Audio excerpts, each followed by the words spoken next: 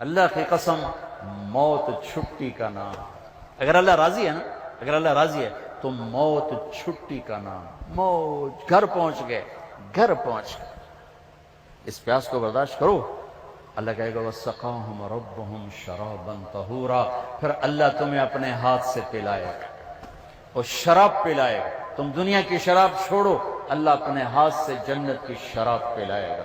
تم دنیا میں پاک دامن بن کے رہو، اللہ جنت کی حسین ترین نیک خوبصورت لڑکیوں سے تمہارا نکاح کرے گا جو مٹی سے نہیں بنی، مشک، عنبر، زعفران اور کافور سے بنی. مشک، عنبر، زعفران، کافور سے. اور ان کا قد اس تمہاری بلڈنگ سے بھی اونچا ہے. 130 فٹ ان کا قد ہے. 130 فٹ. اماں حوا اور ابا آدم 130 فٹ کے تھے. یہ وقت کی رفتار نے ہمیں گھسا گھسا گھسا گھسا کے یہ 5 فٹ کر دیا ہے. آگے اور چھوٹے ہو گئے. جنت کی لڑکی 130 فٹ پر ہے، تمہیں بھی اللہ 130 فٹ کر دے گا. اور لمبے بال حسن ہوتا ہے، حسن ہوتا ہے.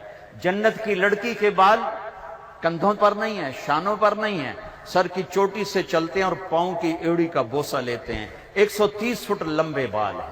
جب وہ یوں سر ہلاتی ہے اور اپنے بالوں کو لہراتی ہے تو پوری جنت میں لاکھوں سورج چمکنے لگتے ہیں، کروڑوں ہر بال میں سے شعائیں نکلتی ہیں.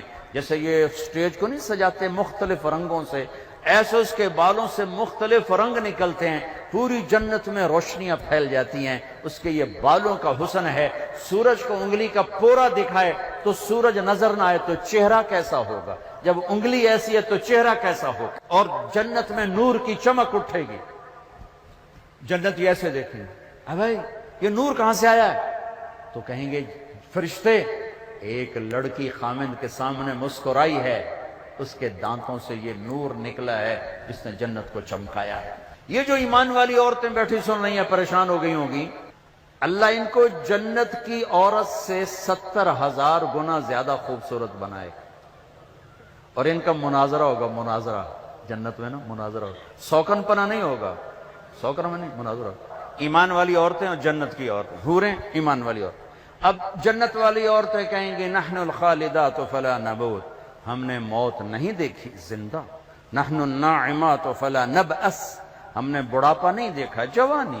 نحن الراضیات فلا نسخط، ہم نے کبھی لڑائی نہیں کی ہمیشہ راضی. نحن المقیمات فلا نرحل، ہم نے کبھی ساتھ نہیں چھوڑا ہمیشہ ساتھ دیا ہے. یہ چاروں باتیں دنیا کی عورت میں نہیں. جوانی بھی مستقل نہیں، بڑھاپا آتا ہے، اور موت بھی ہے، اور ناراضگی بھی ہے، اور ساتھ کا چھوڑنا بھی ہے. موت آ جاتی ہے، ساتھ چھوڑ جاتا ہے. اب اس کے جواب میں مومنات کیا کہیں گی؟ نحن المصلیات فما صلیتن، ہم نے نماز پڑھی تم نے کوئی نہیں پڑھی. نحن الصائمات فما صمتن، ہم نے روزے رکھے تم نے کوئی نہیں رکھے. نحن المتصدقات فما تصدقتن، ہم نے صدقہ خیرات کیا تم نے کوئی نہیں کیا.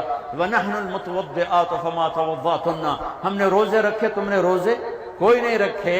تو حضرت عائشہ فرماتی ہیں فغلبناہن، تو ایمان والی عورتیں جنت کی عورتوں پہ غالب آ جائیں. یہاں مردوں پہ غالب، وہاں حوروں پہ غالب. اللہ کے نبی کی عورتیں اب بیویوں سے حسن سلوک کرو. تمہیں ایک عجب حدیث سناؤں. سب سے پہلے جو طارق جمیل کا عمل تولا جائے گا، سب سے پہلا عمل آپ کا میرا، سب سے پہلا عمل جو تولا جائے گا نماز روزہ نہیں، حج نہیں، زکوٰۃ نہیں، تبلیغ نہیں، جہاد نہیں، علم نہیں، تہجد نہیں. تو کیا؟ سب سے پہلے آپ کا اپنی بیوی سے سلوک تولا جائے گا، اور سب سے پہلے بیگم کا خامن سے سلوک تولا جائے. وہ رابعہ بصری بھی ہے نا، وہ رابعہ بصری بھی ہے جن کی ضرب المثل بن گئی بندگی تقوی. پہلے یہ تولا جائے گا خامن سے کیا سلوک ہے. جنید بغدادی بن گئے، شیخ عبد القادر جیلانی بن گئے. خیر یہ تو وہ ہستی ہیں جن کا حساب بھی نہیں ہوگا انشاءاللہ، لیکن میں ویسے کہہ رہا ہوں کہ کوئی بندگی میں شیخ عبد القادر جیلانی قطب سبحانی رحمت اللہ علیہ کو پہنچ رہا ہے، کوئی جنید بغدادی کو پہنچ رہا ہے، لیکن جب تولا جائے گا تو پہلے بیوی سے سلوک تولا جائے گا۔ تو اپنے گھروں میں حسن سلوک رکھو۔ بیویوں سے کہتا ہوں خامدوں سے حسن، بیوی مسکرا کے ملے خامد کو جب وہ گھر آئے تھک کر، تو اس کو اللہ کے راستے میں جہاد کرنے کے آدھے کے برابر اجر ملتا ہے، آدھے کے برابر۔ تو اپنے گھروں کو خوبصورت بناؤ حسن سلوک کے ساتھ، تانا، طنز، بولیاں۔ وہ انسان نہیں جو عورت پہ ہاتھ اٹھائے۔ میرے نبی نے فرمایا اس میں کوئی خیر نہیں جو عورتوں پہ ہاتھ اٹھاتا ہو۔ آخری خطبے میں عورتوں کو حصہ دیا، بیویوں کو، خامدوں کو نہیں، عورتوں کو۔ استوصوا بالنساء خیرا، یہاں سے پیراگراف شروع ہوتا ہے اور لمبی عبارت آپ نے صرف عورتوں کے حقوق بیان فرمائے۔ تو میرا معاشرہ امبیلنس سا ہے، کہیں خامند بیوی خود نادان ہیں تو لڑ لڑ کے تباہ ہو رہے ہیں، کہیں خامند بیوی میں محبت ہے لیکن ساس شریف نے جنازہ ہی کر چھڑیا ہر شاید، سسر اوپر تلوار لے کر۔ ساس کا اپنا جبر ہے، سسر کا اپنا جبر ہے، نند کا الگ جبر ہے۔ کہیں بچے کے ماں باپ نے گھر برباد کیا ہوا ہے، کہیں بچی کے ماں باپ نے گھر برباد کیا ہوا ہے۔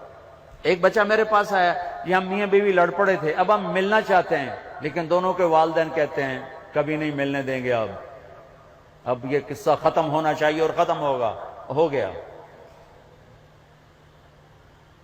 یہ جبر، یہ ظلم، چونکہ ہمارا جوائنٹ فیملی سسٹم ہے، میں ہاتھ جوڑتا ہوں، میں کسی رشتے کو اچھالنا نہیں چاہ رہا، لیکن جو گھروں میں ہو رہا ہے میں بتا رہا ہوں۔ کہیں خامند نادان ہے، بیوی کے ساتھ بدتمیز ہے، کہیں بیوی نادان ہے، خامند کے ساتھ بدتمیز ہے، کہیں دونوں بہت اچھے ہیں لیکن خامند کے ماں باپ کا ظلم ہے، کہیں بچی کے ماں باپ کا ظلم ہے، کہیں بہن بھائیوں کا ظلم ہے۔ اللہ کے واسطے اپنی حدود میں رہو، اپنی حدود میں رہو۔ یہیں تمہاری یونیورسٹی میں پچھلی دفعہ بیان کر کے آیا، آفس پہ بیٹھا تھا، ایک بچی باہر رو رہی تھی، تو میں نے کہا یہ ایک بچی باہر رو رہی، آپ سے ملنا چاہتی، تو میں چلا گیا، ساتھ آفس کے چھوٹا سا کمرہ ہے، تو پھر بھی رو رہی، میں سمجھا شاید میرا بیان سن کے کوئی زیادہ اثر لے لیا ہے۔ وہ کہنے لگی مولانا آپ عورتوں کے حقوق بیان کرتے ہیں لیکن آپ متعلقہ عورتوں کے تو کبھی نہیں بیان کرتے۔ مجھے یوں لگا جیسے مجھے کسی نے نا خنجر سے دو ٹکڑے کر دیا، کہا متعلقہ بچیوں کے بارے میں تو کبھی نہیں بولے۔ اس کے بعد سے میں نے بولنا شروع کیا، پھر میں نے کہا کیا ہوا بیٹی آپ کو طلاق؟ جی مجھے طلاق ہوئی، میں طلاق یافتہ ہوں۔ کیا مسئلہ تھا؟ کہا میرا خامند بہت اچھا تھا، ہم دونوں میاں بیوی میں بہت محبت تھی، بس میرا سسر کہتا اوے مینو چنگی نہیں لگدی انہوں طلاق دے، اوے مینو چنگی نہیں لگدی انہوں طلاق دے۔ تو 1 سال تک تو میرے خامند نے پریشر برداشت کیا، پھر اس نے کہا میں بہت مجبور ہوں، ماں باپ کا پریشر ہے، اور مجھے طلاق دے کے گھر بٹھا دیا۔ اب کوئی ہے ہی نہیں جو ہمیں پوچھے، بوڑھے لوگوں کے رشتے آتے ہیں۔ متعلقہ بچیوں کو پہلے دیکھا کرو، بیوہ بچیوں کو پہلے دیکھا کرو۔ میرے نبی نے متعلقہ بیوہ عورتوں سے شادی کی، صرف ایک کنواری سے شادی کی، اور ہمارے یہاں طلاق کی ہوئی ہے، انت طلاق ہو گئی، انت طلاق ہو گئی ہے، انت طلاق ہو گئی۔ 99% ظلم لڑکے والوں کی طرف سے ہوتا ہے، 1% لڑکی کا ہوتا ہے نادانی، لیکن اکثر لڑکوں کا ظلم ہوتا ہے۔ وہ رشتے تلاش کرو جو بچیاں بیٹھی ہوئی ہیں، کہیں بچیوں کی شادیاں ہو گئی ہیں، بچہ ساتھ لے کر گئی ہیں، یا نوجوان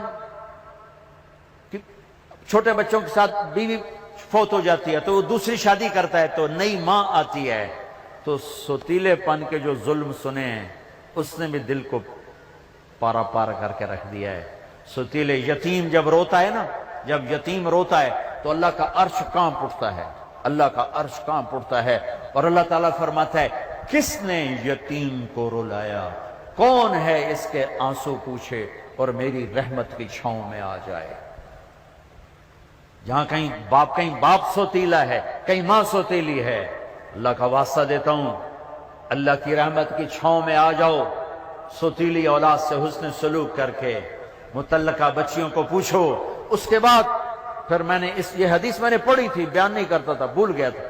میرے نبی نے فرمایا تمہیں سب سے اعلیٰ درجے کا صدقہ بتاؤں، سب سے اعلیٰ درجے کا صدقہ بتاؤں؟ سب سے اعلیٰ درجے کا صدقہ جی کیا؟ کہ جس کی بیٹی کو طلاق ہو گئی اور وہ گھر آ کے بیٹھ گئی، اس پہ خرچ کرنا سب سے اعلیٰ درجے کا صدقہ ہے۔ اللہ ایمان والی عورتوں کو جنت کی عورتوں پر بھی غالب کرے گا۔ یہ خوبصورت زندگی ہے۔ اور ایک چھوٹا سا کام سارے کر لو، بہت بڑا مجموعہ ماشاءاللہ، احباب جمع ہے، میر حال دل کہہ لے، ہاں پھر التفات دل دوستاں رہے نہ رہے۔